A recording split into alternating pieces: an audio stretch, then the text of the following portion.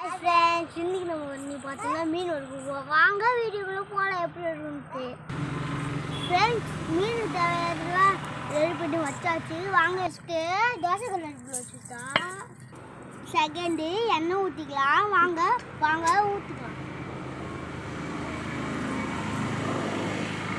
எண்ணெய் நல்லா காஞ்ச பிறகு நம்ம மீன் போட்டுக்கலாம். காஞ்சிச்சு ஃப்ரெண்ட்ஸ்.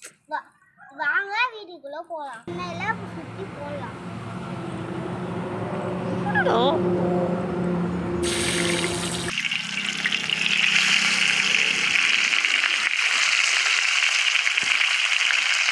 சூடா ரெடியா இருக்கு ஃப்ரெண்ட்ஸ். ரெண்டு எடுத்துலாமா?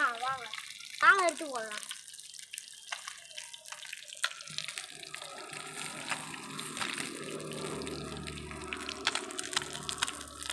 சாப்பிடு. சூப்பர்.